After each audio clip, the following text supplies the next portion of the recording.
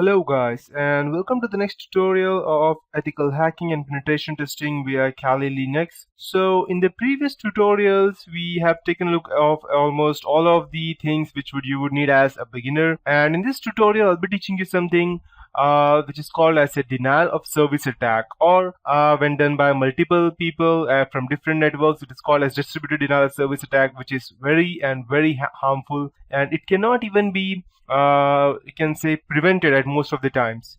So in this tutorial I will be teaching you denial of service attack, that is DoS, and distributed denial of service attacks. And you don't need to be an expert in anything to go ahead and do a denial of service attack, just a few basic things and you can do that. So to start with, the first thing that I would ask you would be that what is DoS and what is DDoS? What are the effects of DDoS, levels of DDoS, preventing? How can we go ahead and prevent DDoS? But you might be wondering that I just told you that it cannot be prevented. So the thing is that it most likely cannot be prevented, and most of the times if there's an attack going on, then you cannot go ahead and stop it. But even before the attack starts, you can do something at least so that you could go ahead and prevent it from happening in the very beginning. And I'll show you why it is useful and why they are used in multinational companies. So what is DDoS exactly, or what is DOS exactly to start with? So it uses the fact that while a service can be more than sufficient to cater to the demands of the desired users, a drastic increase in unwelcome users can make the service go down. Most of us use the words like "this website was down the other day," or without any idea of what it actually means. Well, now we will know today what exactly that means. To give you a good example of what is happening exactly, I'll take you to two different examples. And if you still want to know what exactly or how it works exactly, then you can go ahead and check on this specific the people. They are known as anonymous, so you can go ahead and search about them as to who exactly they are. And okay, so anonymous is a group which most people don't know of exactly who they are, because they mostly consist of random people, and they call themselves as hacktivists, and they normally go ahead and DDoS a lot of networks, and some of them have been caught, but you cannot go ahead and actually catch all of them, because they can be any one of us. It can be you, me, or anyone else. So anyone who wants to be anonymous can just go ahead, wear a mask, and help go ahead and doing an attack or anything. So they have done lots of other things. They have even done some kind of attacks on different countries as well, and still they are unable, people are unable to catch them. Even FBI is behind lots of them, but it's simply not possible to catch all of them. And they were the first to they were not the first to go ahead and do this attack, but it's because of them that this attack became so famous that people came to know about the importance of a distributed denial of service attacks, because they almost do this in any kind of groups. That's why. So if you want further information, then you can go ahead and do that, go ahead and research on them. But today I'll be giving you the basic concept of how exactly this works with two examples. First thing will be a multiplayer online game, and second thing would be a bus stop. So to start with, scenario one would be a multiplayer online game. So now just consider you are playing an online multiplayer game. There are millions of other people who also play this game. Now there's a pool in the game over here that everyone likes to visit. Now you and your friends know that they have the power of numbers. So there are a lot of you, and together you make together you decide to make identical characters in the game. That means you make all of them look the similar. Then all of you go and block the access to the pool. You just carried out a denial of service attack. Yes, it's as simple as it is. The users of the game have now been deprived of a service which they had obtained the right to use when they signed up for the game. And this is just what the guys at 4chan, that is the birthplace and residence of Anonymous, they did a long time ago, this kind of games. And this is the basic kind of thing that gives you a very basic idea of what a denial of service attacks can be. So let's go ahead and take a look at scenario 2.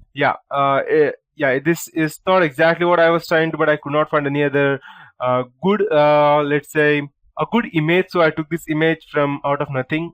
So let's assume that this is a train stop. So now assume that due to some reason you want to disrupt the train service of your city and stop the people from using the service. To stop the legitimate people from utilizing the service, you can call your friends to unnecessarily use it. Basically, you can invite millions of friends to come and crowd around all the train stops and take the trains without any purpose.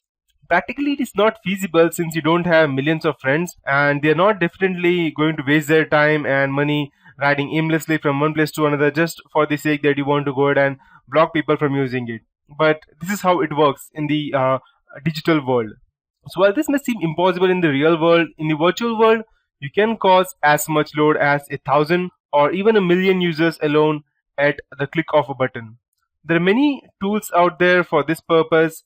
However, you're not recommended to use them as a DoS or on some one else, as it is illegal, and it is very easy to detect since it also easily shows your IP address from where these packets are coming. So we will come back to this later on and do a DoS on our own computer. But as of now, I'll show you how this works exactly. And just before I go ahead and close this basic tutorial part, I'd like to show you the most famous tool which we use for attacking and hacking, and that is called as LOIC. And I'll just take you to the Wikipedia page as well. I'll just open the Wikipedia page, not on an alternate page. Okay, perfect. So as you can see, this LOIC is known as Low Orbit Ion Cannon. It is an open source network stress testing application for DoS attack. It's written in C sharp, and it was initially developed by these blah blah blah and all these things. So it was mostly used by you can say as anonymous for going ahead and doing multiple attacks on people. And it's quite easy. I'll just go ahead and show it out to you. I'll just go ahead and download the binary zip file from over here. You can download these files. It's just like around 4 to 10 MB. I don't know exactly what's total. Okay, so I cannot go ahead and download that, I believe. My system is blocking me from downloading it. Never mind, since we won't be actually doing any kind of DoS attack on anyone else, I will only be using the Kali Linux to going ahead and doing the attack on my own system. I won't be needing that, since LOIC is mostly used when you want to go ahead and do a DoS attack on anyone else's website or something. So we won't be doing a DoS attack on a website. We will only be doing that on a computer. So let's go ahead and start.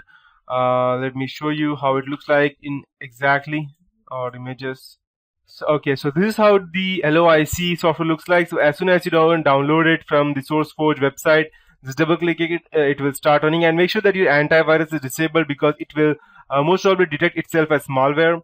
And you also have a LOIC application for in Google Play Store. Let me check whether they may have deleted that. Let me check. Okay, here it is. Okay, I believe that Google Play Store has removed this from their web page.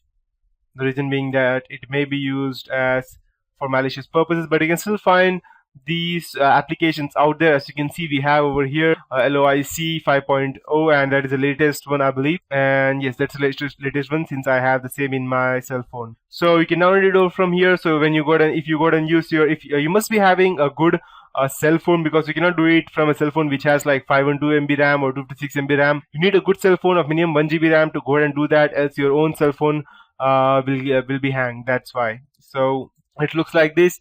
You can go and enter the URL or the IP address of whichever computer or website you want to go ahead and start. Just click lock on, and the target will be selected. And just go ahead and select over here. It will be start flooding.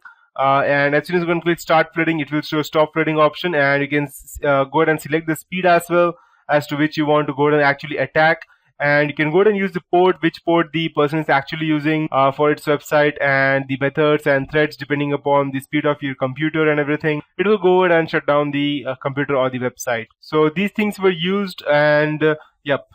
That's it for this tutorial, guys. And in the next tutorial, I'll be teaching you as to why I was going ahead and teaching you all of these things. And there are multiple ways of doing DDoS attack, and you most probably will not be able to save yourself from everything. But I can surely go ahead and teach you as to how we can go ahead and save ourselves from this kind of attack.